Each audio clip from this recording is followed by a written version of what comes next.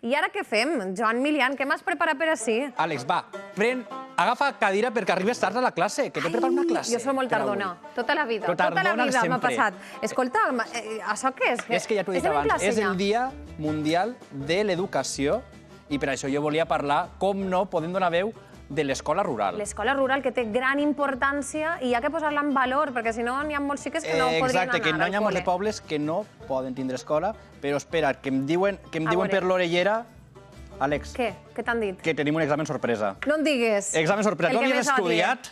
Jo soc molt lista. Molt lista? Jo t'ho contesto tot. Doncs vinga, si tenim un examen sorpresa... Però sorpresa de què? No De què sé, va? que ens llancem les preguntes, jo què me sé. Vinga, llancem les preguntes. Tu tampoc tu ho saps? Quants xiquets fa falta perquè hi hagi escola a un poble? Quants xiquets? A veure, jo, per exemple, el meu poble, 5.000 habitants, més o menys jo crec que érem 20 xiquets, 20 xiquetes, però quants mínims? Clar, no sé, 10? jo soc d'esport. Jo tinc ahí pobles més xicotets, per exemple, a Portell, jo crec que per ahí deuen ser ara uns 5, 6, 7 xiquets per ahí. A casa també penseu-ho, jo crec que seran això, no? Uns 7 o 8 mínim? Vinga, va, anem a posar 7 o 8. Sí, però passem a la següent pregunta. Vinga, la següent pregunta. A veure quina és. Què tenim? I després a veure si aprovem o no. Què és un CRA? Què és un CRA? Jo això me la sé, eixa. Tu sí que te la saps? Hombre, me la sé. Vaig a copiar-me-la. No, no te copies de mi. No vaig a anotar-la. Vols que te doni una opció del comú i del públic? Sí, per favor. El comú i del públic, mira, és que just l'altre dia vam estar preguntant a la ciutat si la gent sabia què és això del CRA i també hem preguntat si sabien això de quants xiquets fa falta per obrir l'escola. Així que això ens han contat, a veure si ens donen unes pistes d'aquest examen. Saps quants xiquets fan falta per obrir una escola a un poble? No tinc ni idea. De 10, 15. No sé. Que adivino? 100? 300, 400, 500, 1000... Però si hi ha pobles que no tenen ni 20 habitants. Pues entonces estará difícil que tinguin una escola. Creo que 3 o 5, no lo sé, pero por ahí. I què penses tu que és un CRA? ¿Un qué? CRA. No sé. CRA, C-R-A, centro... No. Sí, un centro rural agrupado. No. Cuando fui padre me interesé por este tipo de poblaciones que tuvieran centros rurales agrupados. Incluso estuve a punto de irme a vivir a uno, pero al final no. De hecho, el alcalde de aquel pueblo se interesó mucho por mi situación porque necesitaba 2 hijos, en este caso era Teruel, necesitaba 2 niños para que no se cerrara su escuela. Al final no me fui. Eixes les circumstàncies que passen moltes voltes en el món rural, no? Que fan falta aquests mínims de xiques moltes voltes i, clar, hi ha molts problemes al voltant com per a poder completar una escola. Exacte, i ara tinc les respostes que ens han quedat ahir de mínim per obrir una escola són 5 xiquets, però... Ah, 5? Però si en el poble... inclús es costa, eh? Sí, però si en el poble hi ha perspectives de que poden haver més xiquets en els pròxims anys, pot baixar un poquet a 4. Molt bé. Per això que encara són molts els pobles que lluiten any rere any per tal de conservar els seus aularis. I això ho coneix molt bé la convidada que tenim avui a la vesprada. Nosaltres, ella és Maria José, que és del CRA Selumbres, mestra dels ports. Maria José, bona vesprada. CRA Selumbres, primer de tot, conta'ns, benvinguda, i què és això del CRA, perquè tu ho descrius d'una forma molt peculiar. Bona vesprada. Nosaltres sí sabem molt bé què és un CRA, i les penúries que dies de lluitar per la manca d'alumnat. Un CRA, nosaltres sempre el definim com a les escoles de les 3P, que volem dir que són petites, de poble i públiques. Els CRAs són escoles que són referents al poble perquè són les úniques que hi ha i són també impulsors un poc de la cultura i de l'oferta intergeneracional del poble. Nosaltres ens caracteritzem per les aules multigrau, que vol dir que conviuen dins de la mateixa aula, del mateix espai, alumnat de diferents nivells educatius.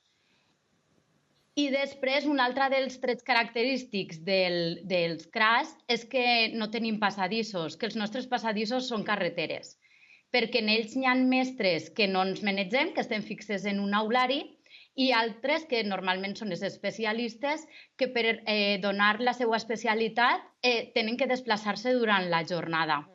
I a l'hora del pati, a migdia, tenen que canviar d'un poble a un altre per fer anglès o educació física o música. Moltes persones no coneixen això, que som de zones rurals, això sí que ho tenim més a casa i ho hem viscut. Però és que també no volia deixar la comarca dels Ports, perquè clar, l'Húmer està a Cinctorres, coneix Cinctorres, Portell i Castellfort, però hem anat a un poble que malauradament ara no té escola. Estic parlant d'Herbers. Ara hi ha 2 xiquets i Maria José ara seguim parlant perquè vaig estar a Herbers i allí vaig conèixer a uns alumnes molt especials que han fet memòria de com recorden quan el poble tenia escola.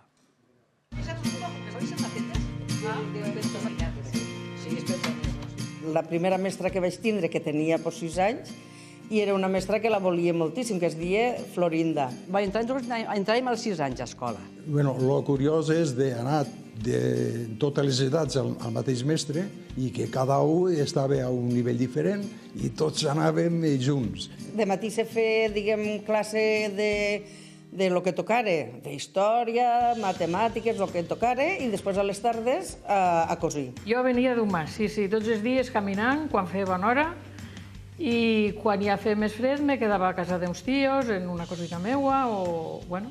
Ens ensenyaven de tot, l'ensenyança era general, era de tot. N'hi havia que ens agradava més una cosa que una altra, a mi la història m'agradava més. I ho vam passar jo per mi bé, llevat que, claro, ens castigaven i sí, jo era una mica traviesa i sempre m'arribaven i tot. Entonces eren parlant castellà, al col·legi tot en castellà, i cada una que ens escapava de parlar una paraula en valencià, t'havies de penjar la clau aquí davant. I anaves tot el que estàvem més pendents de veure qui parlava en valencià per entregar-li la clau que de lo que teníem que fer. I, clar, jo tenia temor, perquè pensava, dic, si 2 i 2 són 4 i no ho acerto, doncs justet. Sempre m'enganyava. I m'agarrava que portava una trena i zas, cada tras. I cada vegada pitjor. A l'escola dels xics, a vegades feien travessures entre els xics i les xiques. Sempre guanyaven ells. Fèiem la punyeta a les xiques. El primer dia que vaig anar a escola, ma mare me va donar un llapis i una llibreta i me va dir tinc cuidado de trencar-ho i de fer-ho malbé. I vaig anar a plegar allí a escola i el company del costat, José Vicente, va agarrar el llapis i va fer croc, el va partir pel mig. Me'n vaig anar a la mestra i li vaig dir el José Vicente m'ha trencat el llapis. I la mestra va dir, de cara a la paret, por chivata. Au. I vaig dir, sí que es comença mal. A mi ha sigut una cosa que jo m'ha quedat sempre, dic, perquè ens havien de fer això. I el llibre que teníem era, com se diu, una enciclopèdia, que era un llibre poc més que és de llibreta, i allí hi havia 3 cursos. Vull dir que l'ensenyança era molt justeta. Això estava buscant, a veure si trobava alguna cosa meu. Jo me'n vaig així als 14 anys, doncs 2 anys després va tancar. Claro, no n'hi havia xiquets, no, se va quedar ja sense xiquets, i si n'hi havia un, 2 i això, però ja els van baixar a Pena-roja o ja a Morella si eren més grans. Home, dona vida. On hi ha crios menuts, doncs dona molta vida. Molt se va notar, ja ho crec. Aquí estic, Maria Rosa Pallarès.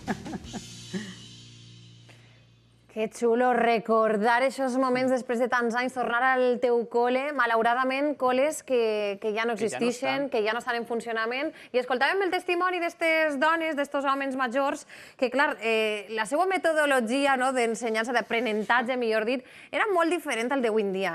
Era molt diferent. I mira, parlant d'Herbers, és que ara a Herbers, com a dada curiosa, hi ha només 2 xiquets, no hi ha escola, i els 2 xiquets van en taxi al centre més proper, que és el de Morella. Ja veus com canvien les coses, clar, perquè fan falta 4, que ja alguns ho han pres per a aprovar l'examen. Maria José, no he tingut ocasió de saludar-te, bona vesprada. Nosaltres volíem parlar d'això, d'aixòs canvis que heu patit les escoles rurals, escoltàvem aquestes anècdotes d'aquestes persones, d'aquests testimonis, però ara tinc entès que treballeu per projectes. Què és exactament aquesta manera de treballar? Com és aquesta ensenyança? La metodologia que nosaltres utilitzem és l'aprenentatge basat en projectes. Aquesta metodologia es caracteritza principalment perquè partim d'un repte. Nosaltres presentem un repte a l'alumnat i ells són els que investiguen, busquen informació i ells van creant el seu propi aprenentatge. Aleshores, el mestre no és el que té el coneixement, és un guia que acompanya el procés i que quan tenen dubtes ajuda, però està per ajudar més que per a proporcionar a ells la informació. La informació la van buscant i construint el propi alumnat. La Maria José, perquè en una mateixa aula comparteixen espai amb el professor xiquets i xiquetes de diferents nivells. Això com se pot compaginar? Doncs sí, nosaltres els anomenem com a petits, mitjans i grans, i ells tenen una relació com de col·laboració entre ells. Aleshores, aprenen de forma cooperativa, uns s'ajuden als altres, els grans ajuden molt als petits demanen ajuda. També una altra de les relacions molt boniques que se crea és que molts grans expliquen ells molts sabers als menuts, no?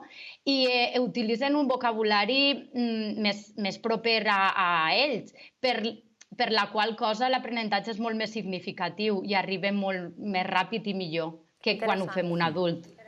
Maria José, volia parlar ara perquè el projecte que porteu enguany al vostre CRA, aprofitant que a Cintorres és l'Aplec dels Ports aquest estiu, és esta festa i conèixer la comarca. I tots els continguts que esteu ensenyant estan vinculats i esteu intentant vincular-los en aquesta festa. Per això volia que coneguereu un poquet els seus alumnes i que ens conten ells com estan treballant a l'escola i quins són els projectes que porten entre mans.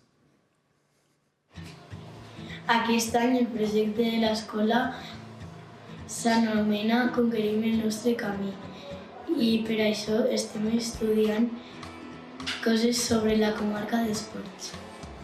Com la flora, la fauna, edificacions, els pobles i pedanies i les llegendes. Així tenim l'artbooks sobre animals com l'àguila, jabalí, gat salvatge, la cabra i el teixó. Tots els anys així. Torres i a tota la comarca dels Ports fem el Sant Antoni. Aquí tenim un cartell per al Sant Antoni de l'escola. Estem aprenent els pobles de la comarca, el camí de la conquesta. Escolta, se ho saben ben bé, semblen reporters explicant ahir tots els blogs que veniu a explicar-nos així en directe. La veritat que estan ben formats, d'una manera diferent, també. I enguany aprenent coses dels pobles de la comarca dels Ports. Molt important, però volia preguntar-li a Maria José, que encara tenim per ahir, com és possible vincular tots aquests coneixements en el projecte de la comarca dels Ports, per exemple, les matemàtiques, com pots incloure, aprendre a sumar, restar dins d'aquest projecte que va sobre una festa? Doncs la forma que tenim d'introduir els coneixements, que diguem els sabers del currículum, ja que nosaltres estem com obligats a treballar mitjançant un currículum que ens dictamina què hem de fer cada curs. Aleshores, un saber matemàtic, per exemple, o qualsevol saber, no els fem de forma aïllada. Ho fem tot de forma interdisciplinar, per la qual cosa presentem situacions com reals de la vida, no? Aleshores, de la festa de l'Aplec presentaríem una festa pro Aplec, per exemple. Aleshores, el que els diríem al nostre alumnat és que necessiten averiguar quines coses hem de comprar. Per exemple, quanta menjar necessitaríem per a X persones? Quanta beguda necessitaríem? A quin preu? També tindrem que saber a quin preu hem de vendre per saber com per guanyar diners i tirar endavant la festa. Una altra de les coses potser seria mirar que hem d'utilitzar espais públics, doncs mirar com se demanen a l'Ajuntament, aleshores entraria la part més de llengua. Maria José. O, per exemple, dime. Estàvem parlant que moltes coses se poden explicar però altres no, i per exemple teniu unes fitxes ja en el moment que no podeu explicar altres coses, en fitxes que això sorpresa que els xiquets investiguen. I en això us volíem quedar.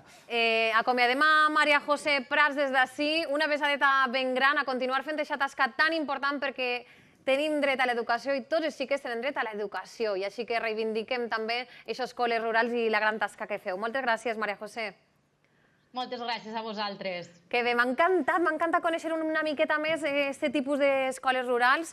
Com sempre, la importància, i que ningú poble es quede sense escola. Escolta, i ara estudiar, que tens ahí totes les eines per a començar a estudiar una miqueta i a preparar-te per al pròxim examen. Per al pròxim bloc, jo crec que el pròxim farem algo d'això. Correcte, i nosaltres ens preparem per a les falles.